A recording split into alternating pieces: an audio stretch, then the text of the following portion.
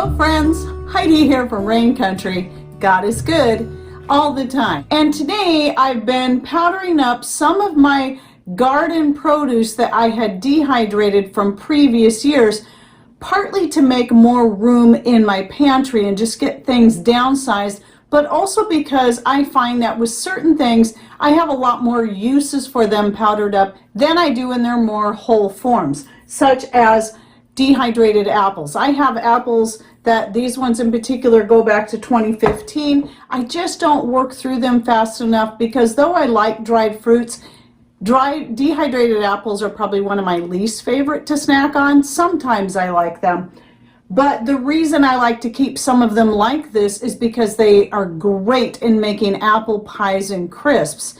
However, because I don't do that a lot, I do find it nice to have some apple powder on hand, and I use this more often. So I'm taking some of the old stock, the ones that are nice and crisp. This one needs to be re-vacuum sealed, so I had opened several jars, and all the ones from 2015 were a little more pliable. And I think part of that is because they were likely different apples. One of those years were apples from our neighbor's tree, and their apples are a little different than ours. I think our apples are more dense, and so they don't dehydrate up as crispy as the neighbor's apples do. I know there was one year there we didn't get a huge harvest from our own apples for whatever reason. It happens every few years. We have a very low year. Last year was one of those, and our neighbors shared with us theirs, and so I dehydrated up a bunch. But at any rate, I find I use the apple powder a lot more than I do the dehydrated apple slices. So what you're seeing here, this jar represents better than one of these jars. I can fit one whole jar like this in here plus some more, so I'd say about a third. So I think I took 3 jars and filled up 2 jars like this and still had some powder left over. And this one I need to vacuum seal still, and I'm going to show you how I do that. Then the same thing here, a jar this size of dehydrated rhubarb fills up most of a half pint. So this is a pint. It fills up most of the half pint. I still have room where I could add a little bit more, so I haven't sealed this one up. I think I'm going to go ahead and powder up some more rhubarb. And then same thing here, this zucchini. So I went from a quart jar down to a pint jar. So that means I've just reduced the amount of space by half that they take up. So before I get talking about how I do this, which is pretty simple, let's talk first about some of the uses. I have yet to use the rhubarb. I just started doing this year because I had an idea for this. I use the frozen rhubarb more than I do the dehydrated rhubarb. Dehydrated rhubarb does cook up great, but I just don't really use it. So I'm probably going to powder up all of the rhubarb I have. I think I'm going to use the powder far more. The thing I see myself using the powder in would be anything where I would need a tart flavor. And let's say I don't have access to lemons and limes, because that could very well happen. Those don't grow well here, and if I don't have access to them, I got to fall back on what's handy. So we do have a very young quince tree that's given us a little bit of fruit so far, but I do really well with rhubarb, and that would be the perfect thing to add a tartness to whatever I need that more tart flavor. Maybe it's to pie fillings of various kinds, even if it's blackberry and I just need a little more tartness in there. I can take about a tablespoon or less of that powder and throw it into the pie filling, or jams or jellies or anything else. I think the rhubarb powder is going to work great for that. But that's all it is. It's just tart. It does have a rhubarb flavor, but it's mostly just sour. So that's where I see using that. Now the apple powder is something I use quite a bit when I'm making oatmeal for Patrick in the morning. I'll put 1 or 2 big spoonfuls of the apple powder in there to add more of that nutrition and apple flavor, and then add some cinnamon in there so he's got some cinnamon apple oatmeal. This is also very good at adding to pancakes and doing the same thing. Put it in the pancake batter along with a little bit of cinnamon or some other spices if you want, or no spices, just the apple. And so it does add a nice flavor to things like that. I have not done this yet, but I could easily see this being used in an applesauce bread. All you would need to do is just take the powder, just add some warm water to it and keep adding it until you get the consistency you want, and then you can use it in an applesauce bread or anything else that you would use applesauce in to cook or bake with. Apple powder would also be one of those things that you could add to icings that you're going to drizzle over stuff to add flavor. That's something I do quite a bit with dehydrated orange peels and freeze-dried fruits that I might stock up on from Mother Earth products. I powder those down like pineapple, raspberries, strawberries. Those get reserved for using in flavoring. So I hardly use them for anything else. They're mostly so I can powder them up and use them to flavor homemade chocolates like raspberry cream chocolate, or use in making pies. I've done this with bananas, banana cream pie, raspberry cream pie, and also in icings that I drizzle over stuff like the raspberry rolls that I made. I have recipes on some of these things I'll share down below. And also in the icing on the pineapple coconut banana bread. So that's where I like to use fruit powders for, is more for flavorings. Now the zucchini powder, though I prefer the zucchini like this for most things, like to adding to soups and various things like that, where I just throw it in there and let it cook. The powder, oh, and sauces. I'll throw this into my spaghetti sauce quite a bit.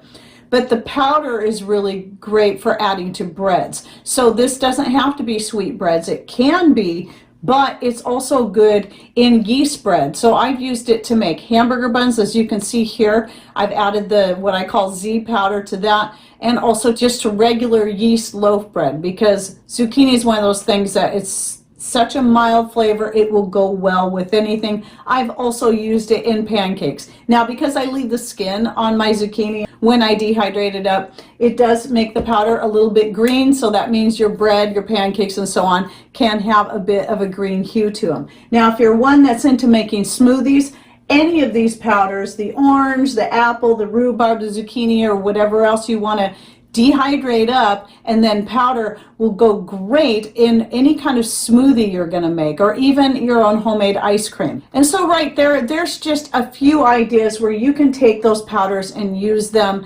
and get creative and find many other ways that you can add them in. In the case of the zucchini, a lot of that is just a way that we can add more nutrition to various foods, such as the pancakes and the breads and so on. But with the other things, it might be more for the sake of adding flavor as well as the nutrition.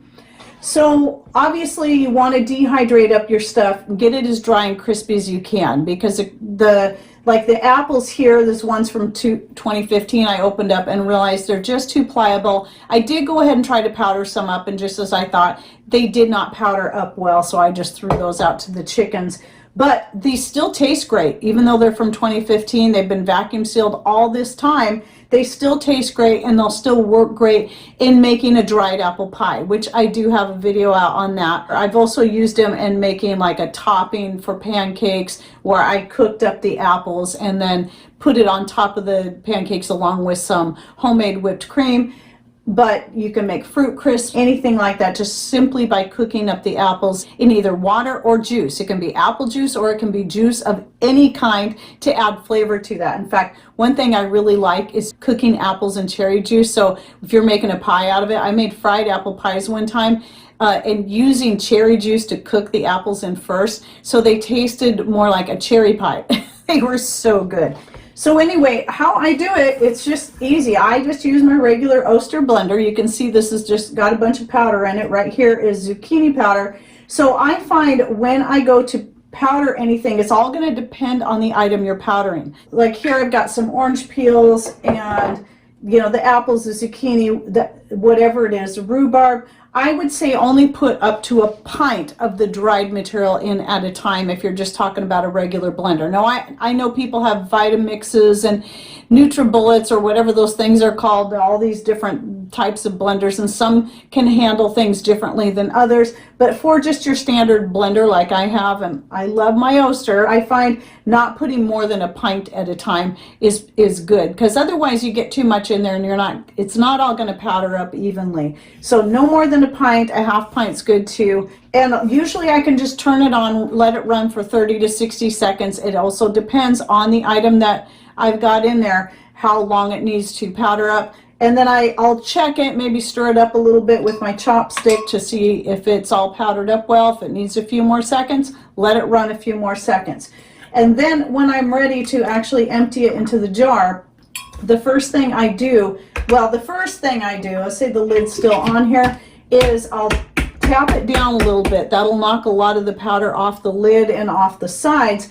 Then let it sit, because if you pull that lid off right away, you're going to get a cloud of vegetable or fruit powder coming out of there. So just give it time to kind of calm down a bit. Tapping it like this will help knock it down, and still want to give it a few seconds to just rest. Then you'll want to take a silicone spatula of some kind and just scrape your sides like this. You're going to get a lot of powder that builds up along the edges like that. And then go ahead and make sure you got your canning funnel in place. Dump that into your jar, and then you'll also find likely that you'll have a bunch down here, and you can just take a chopstick and stir that up, and that'll loosen that up, and then dump the rest of that into your jar. Then once you have that finished up, then what you want to do for the jars, like the zucchini, I'm not going to vacuum seal up because I'm going to start using this one right away. But for the ones like this one here is vacuum sealed. The ones that you're going to put away in storage for a while and you don't know how soon you're going to get to it, I recommend vacuum sealing it. It's going to keep it fresher and in a more powdered form. If you don't vacuum seal it, a lot of your stuff can become hard in the jar. Tomatoes are the worst for that, and this is why I do dehydrate up my tomatoes to use for sauces, but I do not powder them, because once you open that jar, unless you seal it after every single use, the powder in there will turn into a brick and it becomes impossible to get out of there. So I never powder my tomatoes. Since they're already processed before I dehydrate them, I process them in the blender to just make a smooth liquid out of them. Then I dehydrate them now I have the silicone trays. I dehydrate them on there, and then I just flake them up and put them in there, and I never have problems with them sticking together. So even in an unsealed jar, can sit there for months and they won't stick together. But if it's a powder, it will turn to a brick unless you vacuum seal after every single use. Most of your things you can get away with not vacuum sealing after every single use, but I recommend keeping in smaller jars in that case, or even smaller, like the rhubarb powder, because I don't think I'll use it a ton. I want to keep it in a small jar. Then you won't have to vacuum seal it every time if you're going to work through it on a regular basis. Otherwise, you should vacuum seal. Let's see. I'm going to go ahead, even though I plan on working through this one right away, I'm going to go ahead and vacuum seal this so you can see the little extra steps that you need to take when you're vacuum sealing powder. I've done videos like this before, but it's always good to brush up on this. You want to make sure, especially after adding powders, that the rim of the jar is clean. If you're using a canning funnel, you should have very little problem with having powders around here, but it's still good to make sure there's no powder on the rim of your jar. And then one of the most important steps a lot of people don't think to take is having some kind of barrier going over the top of the powder. So in this case, I use some cotton fabric that I wash and reuse. So I've got a piece here. I've used this for something else before. Some people like to use cupcake liners because those are nice and small and the perfect fit. Some people like to use coffee filters. Some people like to use paper towels. I like to use cloth because I can reuse it again and again. And so I just simply tuck it down in there, and if you rip your fabrics like I do, make sure you don't have any threads hanging out. That's going to be really important because you don't want anything coming up over the lip of that jar. And then set that lid in place, and if any of the fabric tries to come out, push it back in there. You can also try cutting the fabric smaller to fit. I've done that too, and that will make it fit in there better. Like I've have some that I use some pinking shears and cut into a circular shape. But square will work as long as you tuck those edges in good. Then if you're using a food saver top like I'm doing right here, then you'll want to slip that over without the ring in place. For me, I like to use the brake bleeder pump. The one that I have right here it constantly goes in and out of stock, but they're virtually all the same. You can see what it looks like. It comes in a kit that looks like this. I'll just put a general search link. You should be able to go down to your local auto parts store and find one there. Just so make sure you get the one that looks like this style right here. There's a couple of different styles.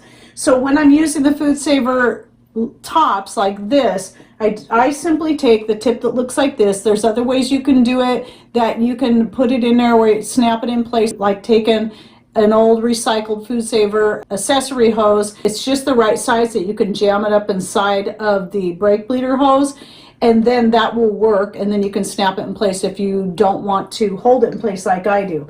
Now keep in mind, I don't always think to say this, but when I don't pump like this.